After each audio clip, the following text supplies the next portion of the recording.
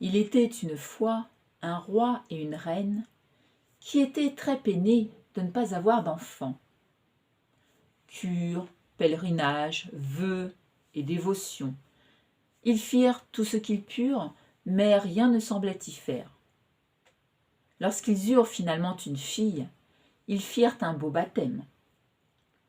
La petite princesse eut pour marraine toutes les fées qui se trouvaient dans le pays. Il s'y en trouvait 7.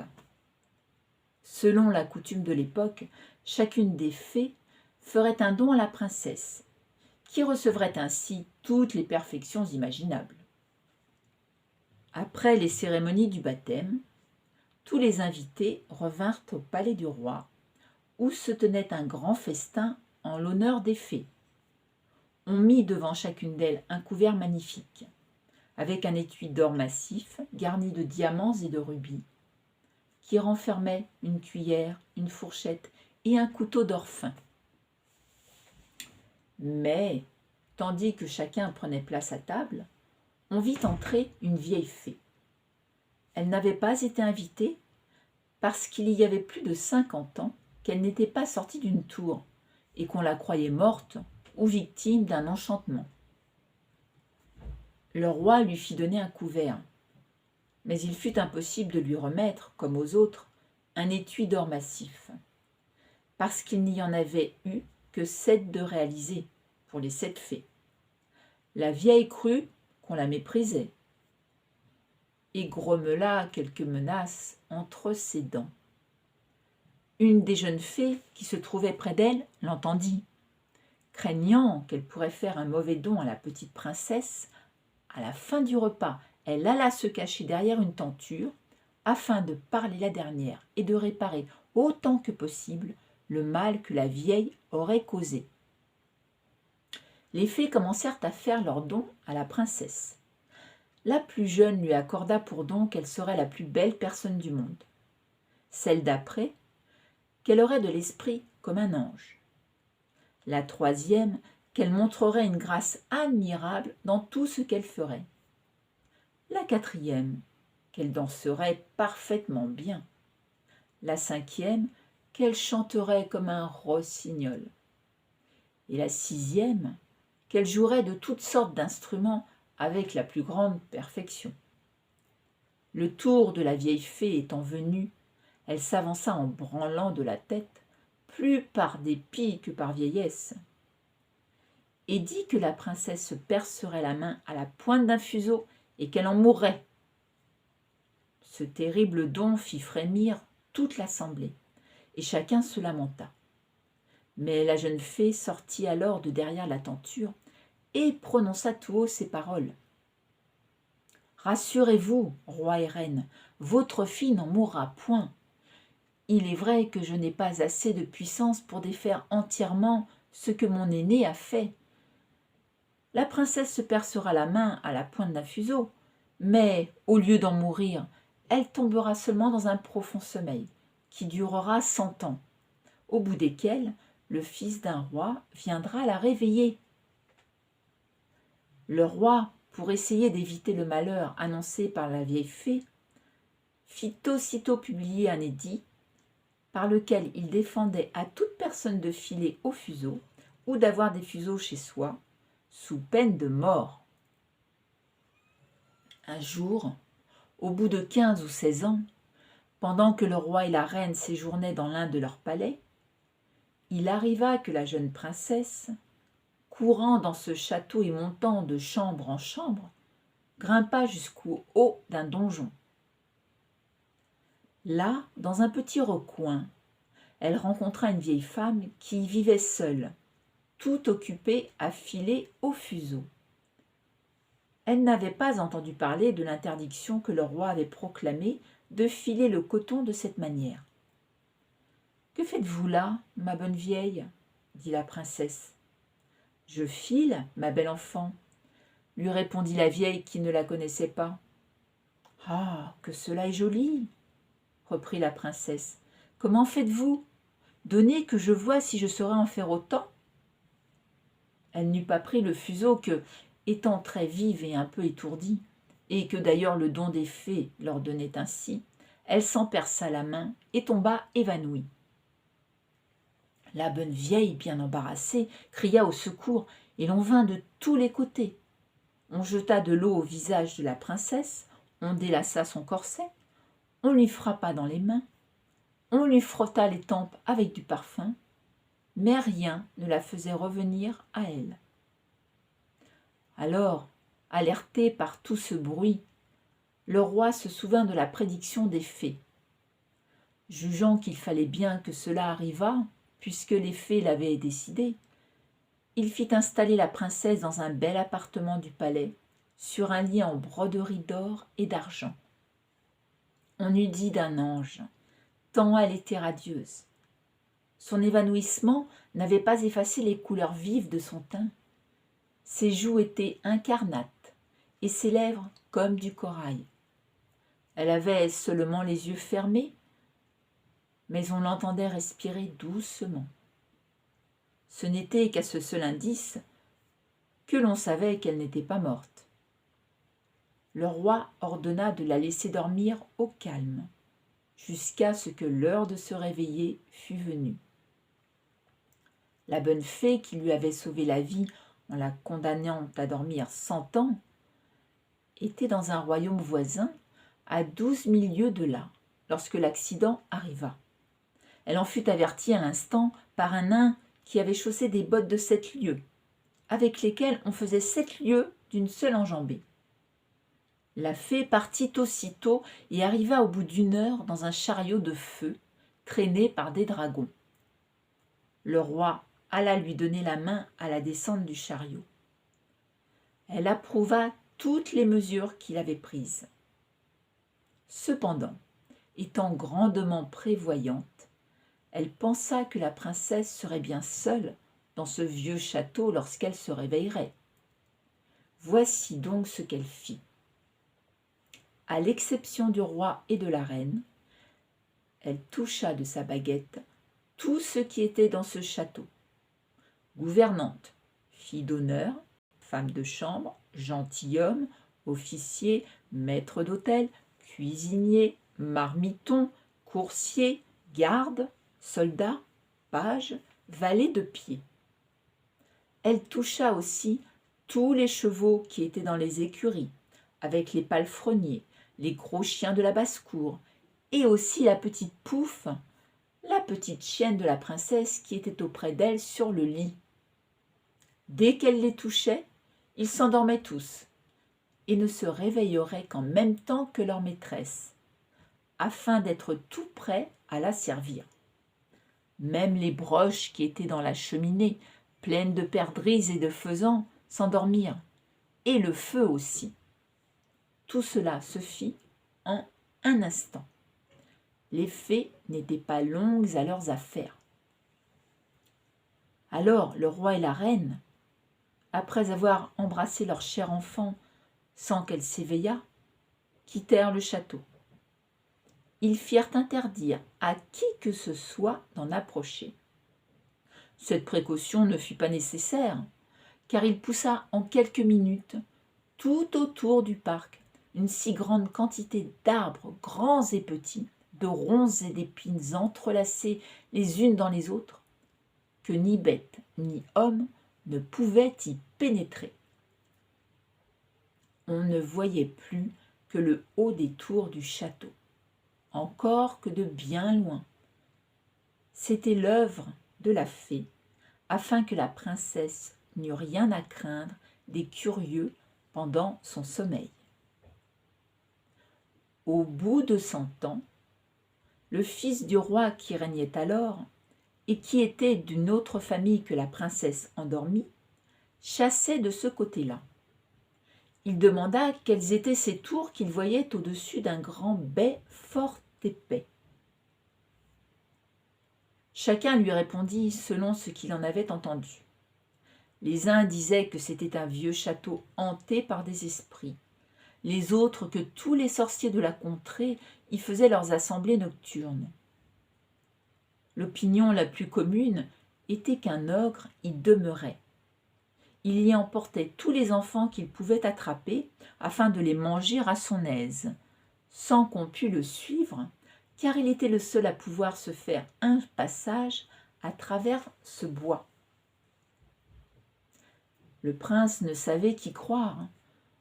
Un vieux paysan prit alors la parole et lui dit : « Mon prince, il y a plus de 50 ans, j'ai entendu dire à mon père qu'il y avait dans ce château une princesse, qu'elle y devait dormir 100 ans et qu'elle serait réveillée par le fils d'un roi à qui elle était destinée. » Entendant ces mots, poussé par l'amour et par la gloire, le jeune prince s'enflamma. Persuadé d'être désigné pour mettre fin à ce sortilège, il résolut d'aller voir sur-le-champ ce qu'il en était. À peine s'avança-t-il vers le bois que tous ces grands arbres, ces ronces et ces épines s'écartèrent d'eux-mêmes pour le laisser passer. Il marcha vers le château qu'il voyait au bout d'une grande avenue. Au moment d'y entrer, il réalisa alors que personne de ces gens n'avait réussi à le suivre, les arbres s'étant resserrés derrière lui. Il poursuivit son chemin. Un prince jeune et amoureux est toujours courageux. Il pénétra dans une grande avant-cour où tout ce qu'il vit était de nature à glacer le sang. Il y régnait un silence affreux. L'image de la mort s'y présentait partout. Ce n'étaient que des corps étendus d'hommes et d'animaux qui paraissaient morts. Cependant, il s'aperçut à la bonne mine et au teint des gardes qu'ils n'étaient qu'endormis, et leur tasse, où il restait encore quelques gouttes de vin, montrait qu'ils s'étaient assoupis en buvant.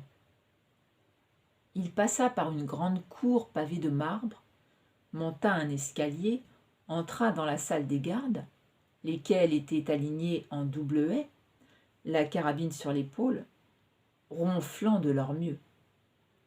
Il traversa plusieurs chambres, pleines de gentilshommes et de dames, dormant tous, les uns debout, les autres assis.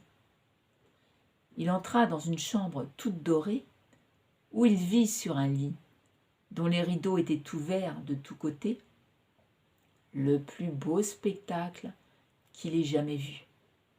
Une princesse qui paraissait avoir 15 ou 16 ans et dont l'éclat resplendissant avait quelque chose de lumineux et de divin. Il s'approcha en tremblant, l'admirant, et se mit à genoux auprès d'elle. Alors, comme la fin de l'enchantement était venue, la princesse s'éveilla. Regardant le prince avec les yeux les plus tendres du monde, elle dit : « Est-ce vous, mon prince ? Vous vous êtes bien fait attendre. » Le prince, charmé par ces paroles, et plus encore par la façon dont elles avaient été dites, ne sut comment lui témoigner sa joie et sa reconnaissance. Il l'assura qu'il l'aimait plus que lui-même. Ses propos furent des plus confus. Ils en furent d'autant plus charmants. Peu d'éloquence, gage de beaucoup d'amour. On ne doit pas s'étonner qu'il fût plus embarrassé qu'elle, car elle avait eu tout le temps de songer à ce qu'elle aurait à lui dire. Et il semble que la bonne fée avait rendu plus agréable un si long sommeil en le peuplant de rêves plaisants. Ils parlèrent ainsi pendant 4 heures et ne s'étaient pas encore dit la moitié des choses qu'ils avaient à se dire. Cependant, tout le palais s'était réveillé avec la princesse et chacun reprit ses occupations. Et comme ils n'étaient pas amoureux, tous mouraient également de faim. La dame d'honneur de la princesse, pressée comme les autres, s'impatienta et dit tout haut à la princesse que la viande était servie. Le prince aida la princesse à se lever. Elle était tout habillée et fort magnifiquement, bien qu'avec un col à l'ancienne mode. Mais elle n'en était pas moins belle. Le prince se garda de lui faire remarquer qu'elle était habillée comme sa grand-mère. Ils passèrent dans un salon de miroirs où ils soupèrent, servis par les officiers de la princesse.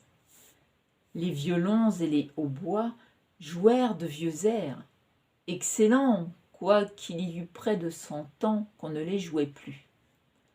Après souper, le grand aumônier les maria dans la chapelle du château, et la dame d'honneur de la princesse tira le rideau. Ils dormirent peu, la princesse n'en avait pas besoin.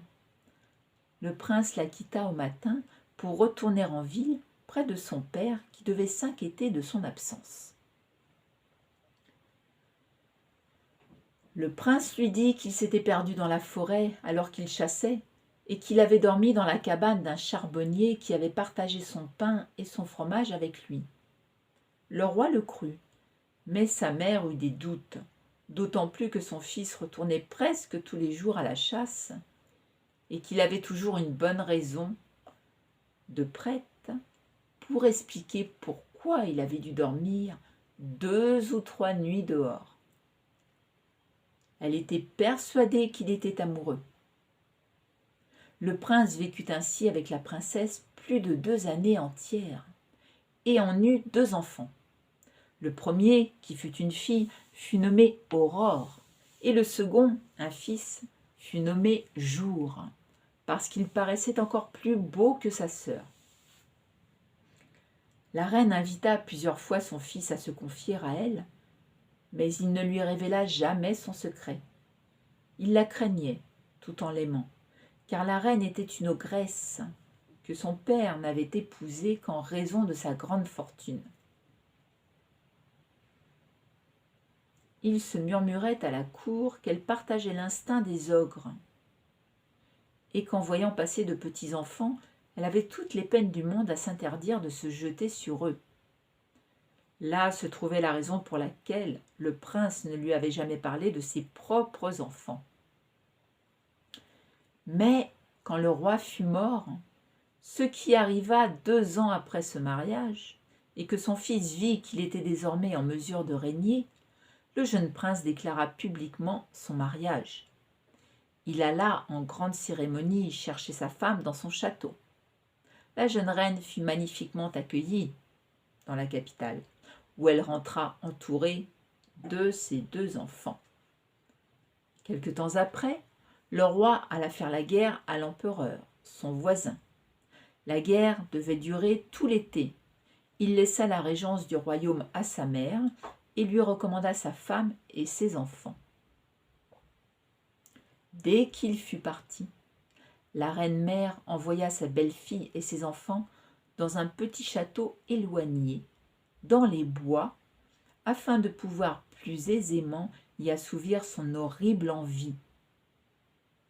Elle s'y rendit quelques jours après et dit un soir à son maître d'hôtel : « Je veux manger demain à mon dîner la petite Aurore. »« Oh, madame, dit le maître d'hôtel, je le veux, dit la reine-mère du ton d'une ogresse impatiente de manger de la chair fraîche. Et je la veux manger avec ta meilleure sauce. Ce pauvre homme, voyant bien qu'il ne fallait pas contrarier une ogresse, prit son grand couteau et monta à la chambre de la petite Aurore. Elle avait alors 4 ans, et elle se jeta à son cou en sautant et en riant pour lui demander un bonbon. Il se mit à pleurer. Le couteau lui tomba des mains. Il alla dans l'étable couper la gorge d'un petit agneau. Il le prépara avec une si bonne sauce que sa maîtresse l'assura qu'elle n'avait rien mangé de si bon. Il avait emporté en même temps la petite Aurore chez lui pour que sa femme la cachât dans le logement qu'elle avait au fond du jardin. 8 jours après, la méchante reine dit à son maître d'hôtel : « Je veux manger à mon souper le petit jour. » Il ne répliqua pas, résolu de la tromper comme l'autre fois. Il alla chercher le petit jour. Il le trouva avec un petit fleuret à la main, avec lequel il s'entraînait contre un gros singe. Il n'avait pourtant que 3 ans. Il le porta à sa femme qui le cacha avec la petite Aurore. À la place du petit jour, il prépara un petit chevreau fort tendre que Grace trouva admirablement bon. Tout s'était fort bien passé jusque-là. Mais un soir, cette méchante reine dit au maître d'hôtel : « Je veux manger la reine à la même sauce que ses enfants. » Le pauvre maître d'hôtel sut qu'il ne pourrait pas la tromper cette fois. La jeune reine avait 20 ans, sans compter les 100 ans qu'elle avait dormi. Sa peau devait être un peu dure, quoique belle et blanche. Comment trouver parmi les animaux de la ferme une bête de cette consistance ? Pour sauver sa vie, il prit la résolution de couper la gorge de la jeune reine. Tout en montant dans sa chambre, il excitait sa fureur dans l'intention de ne pas s'y prendre à 2 fois. Il entra, le poignard à la main. Il ne voulut pourtant pas surprendre la jeune mère, et il lui rapporta avec beaucoup de respect l'ordre qu'il avait reçu de la reine-mère. « Faites votre devoir, » lui dit-elle en lui tendant le cou. « Exécutez l'ordre qu'elle vous a donné. J'irai revoir mes enfants, mes pauvres enfants, que j'ai tant aimés. » Car elle les croyait morts depuis qu'on les avait enlevés sans rien lui dire. « Non, non, madame, lui répondit le pauvre maître, tout attendri. Vous ne mourrez point, et je vous laisserai revoir vos chers enfants. Ce sera chez moi, où je les ai cachés, et je tromperai encore la reine en lui faisant manger une jeune biche à votre place. » Il la mena aussitôt chez lui, où il la laissa embrasser ses enfants et pleurer avec eux. Il prépara alors une biche, que l'ogresse mangea à son souper avec le même appétit que si c'eût été la jeune reine. Elle se réjouissait de sa cruauté et inventa de dire au roi, à son retour, que des loups enragés avaient mangé sa femme et ses 2 enfants. Un soir qu'elle rôdait, à son habitude, dans les cours et basses-cours du château, pour y respirer l'odeur de quelque viande fraîche, la reine-mère entendit, dans une salle basse, le petit jour qui pleurait, parce que sa mère voulait le faire fouetter, car il avait été méchant. Et elle entendit aussi la petite Aurore qui demandait pardon pour son frère. L'ogresse reconnut la voix de la jeune reine et de ses enfants. Furieuse d'avoir été trompée, dès le lendemain matin, elle ordonna d'une voix terrifiante qui fit trembler tout le monde qu'on apporta au milieu de la cour une grande cuve. Elle la fit remplir de crapauds, de vipères, de couleuvres et de serpents, pour y faire jeter la jeune reine et ses enfants, mais aussi le maître d'hôtel, sa femme et sa servante, qui attendaient leur triste sort, les mains liées derrière le dos. Ils étaient là, et les bourreaux se préparaient à les jeter dans la cuve, lorsque le roi, qu'on n'attendait pas de sitôt, entra dans la cour à cheval. Tout étonné, il demanda ce que signifiait cet horrible spectacle. Personne n'osa lui répondre. L'ogresse, ne supportant pas d'être ainsi surprise, se jeta elle-même la tête la première dans la cuve et fut dévorée en un instant par les vilaines bêtes qu'elle y avait fait mettre. Le roi en fut fâché, car elle était sa mère, mais il s'en consola bientôt avec sa femme et ses enfants. Moralité. Attendre quelque temps pour trouver un époux, riche, bien fait, galant et doux, la chose est assez naturelle. Mais l'attendre 100 ans et toujours en dormant, on ne trouve plus de demoiselle pour dormir si tranquillement. La fable semble encore vouloir nous faire comprendre que souvent les mariages longtemps espérés ne sont pas moins heureux que ceux vite réalisés, et qu'on ne perd rien à attendre. Mais la femme, avec tant d'ardeur, souhaite s'engager dans la vie conjugale, que je n'ai pas la force ni le cœur de lui prêcher cette morale.